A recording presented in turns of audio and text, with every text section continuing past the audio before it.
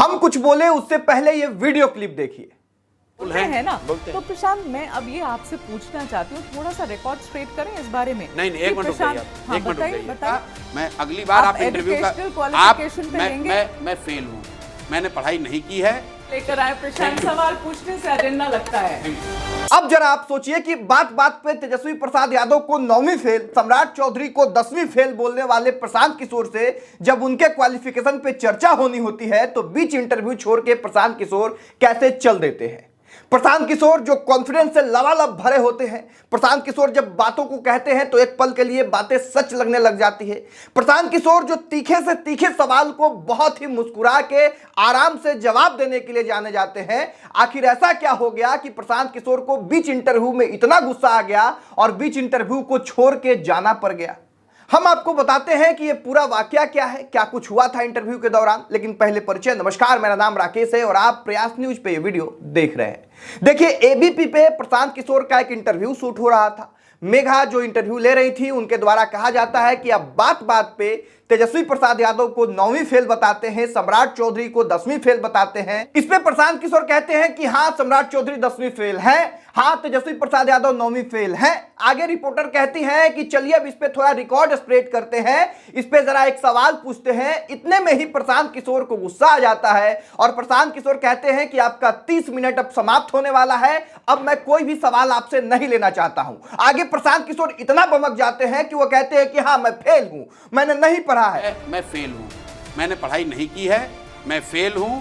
और आप प्रशांत किशोर का इस तरह का गुस्सा देख के बिहार के लोगों को बड़ा ही आश्चर्य होगा कि जो आदमी बिहार के तमाम नेताओं के प्रति उनके पारदर्शिता पे सवाल उठाता है, जो उनके क्वालिफिकेशन को लेके सवाल उठाता है, उसी प्रशांत किशोर से जब उनके एजुकेशन के बारे में चर्चा करना चाहा एक पत्रकार ने, तो किस तरह से प्रशांत किशोर ने बीच इंटरव्यू को ही छोड़ दिया। अब देखिए, यह कोई पहली बार नहीं है कि प्रशांत किशोर अपने एजुकेशन पे बहुत ज्यादा चर्चा नहीं करना चाहे हैं।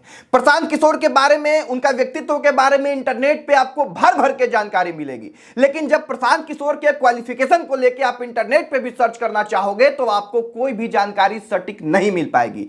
गूगल पे जितने भी आर्टिकल हैं वो आर्टिकल का कोई भी आधार नहीं है। प्रशांत किशोर के बारे में बताया जाता है कि वो 10वीं के पढ़ाई के बाद जो है पढ़ाई को छोड़ देते हैं 2 साल के लिए। उसके बाद जो है वो स्कूल बक्सर से करते हैं, फिर पटना के साइंस कॉलेज में आ जाते हैं। फिर ग्रेजुएशन के समय में उनका तबीयत खराब होता है, उसके बाद ग्रेजुएशन भी बीच में वो छोड़ देते हैं। दिल्ली यूनिवर्सिटी की चर्चा होगी, उसके बाद हैदराबाद की चर्चा होगी, उसके बाद लखनऊ, उसके बाद यूएन में जाके जॉब करना। मतलब प्रूफ के साथ में आपको कोई भी ऐसा डाटा नहीं मिलेगा जिसके आधार पे आप ये कह सकते हैं कि प्रशांत किशोर इतना पढ़े लिखे हैं, उनका क्वालिफिकेशन ये है।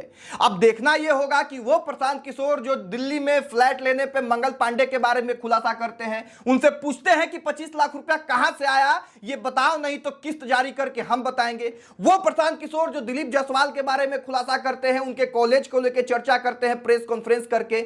वो प्रशांत किशोर जो तेजस्वी प्रसाद यादव को बार बार 9वीं फेल कहते हैं, वो प्रशांत किशोर जो सम्राट चौधरी को बार बार 10वीं फेल बताते हैं, उनसे प्रूफ मांगते हैं कि अगर आप 10वीं पास हैं तो प्रमाण दिखाइए।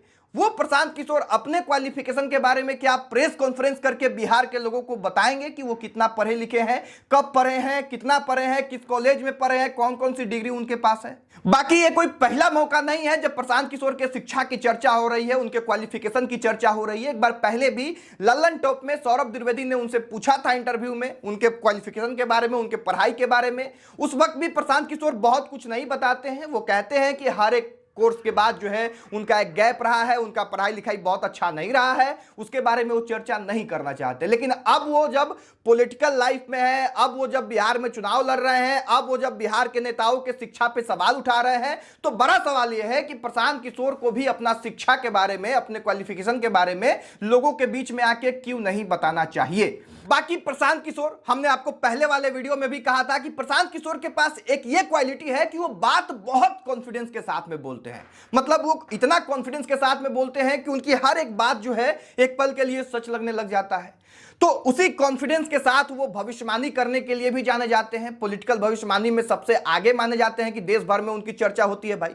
अब वो तेज प्रताप यादव के बारे में क्या कुछ कहे हैं, जरा ये सुनिएगा। जबरदस्ती पूछे जा रहे हैं, अरे भाई तेज प्रताप यादव आरजेडी के टिकट से चुनाव लड़ेंगे, लिख लीजिए, अब देखिएगा।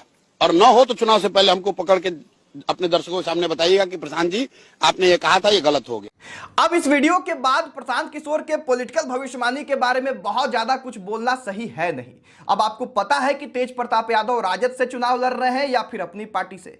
अब इस बारे में जैसा प्रशांत किशोर जी कह रहे हैं वैसे उनसे जाके पूछना तो हम चाहते हैं, लेकिन प्रशांत किशोर मेरे जैसे छोटे से यूट्यूबर को इंटरव्यू देते नहीं हैं, वो बड़े बड़े नेशनल टीवी चैनल पे बैठते हैं। खैर कोई बात नहीं, इस वीडियो के माध्यम से ही उनसे सवाल है इस विषय पे कि अब वो क्या कुछ कहना चाहते हैं। बाकी आप तमाम लोग इस वीडियो को शेयर कर दीजिएगा, कमेंट बॉक्स में आप लोग भी बताइए कि प्रशांत किशोर के बारे में क्या कुछ सोचते हैं। बाकी प्रशांत किशोर के क्वालिफिकेशन को लेकर प्रशांत किशोर को प्रेस कॉन्फ्रेंस करके लोगों को बताना चाहिए नहीं बताना चाहिए, वो भी कमेंट बॉक्स में बताइएगा। इस वीडियो को यहीं पर समाप्त करेंगे। यहां तक इस वीडियो को देखने के लिए बहुत धन्यवाद। नमस्कार।